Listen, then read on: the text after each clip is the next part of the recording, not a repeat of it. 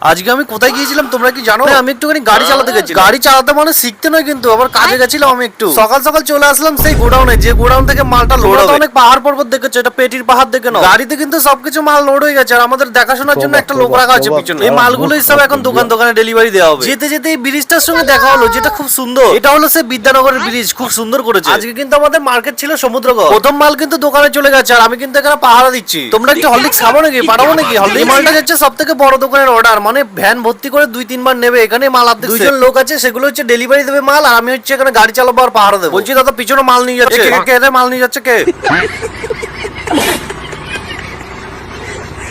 এই যে চলে যাচ্ছে আরেকটা ভ্যান, যেটা হচ্ছে বড় দোকান। ডেলিভারি করো গো, বিকাল হয়ে গেছে, বাড়ি যাবো না নাকি? এখানে তুমি কাজ করতেছো না, বাড়ি যাওয়ার জন্য এসছো? বাড়ি আসার সময় দেখছি সন্ধ্যাবেলায় খুব সুন্দর একটা মেঘ হয়েছে, মানে বৃষ্টি হবে। এখন আমাদের ডেলিভারি প্রায় কমপ্লিট, এখন বাড়ি যাওয়ার জন্য শুধু টাকা আনার জন্য দাঁড়িয়ে রয়েছে। হিন্দুস্তান ইউনিলিভারে কিন্তু সব রকম মাল পাবা। আমাদের কিন্তু গাড়ি পার্কিং এ লেগে গেছে, আর একটা করে শ্যাম্পু রিটার্ন এসছে, ওগুলো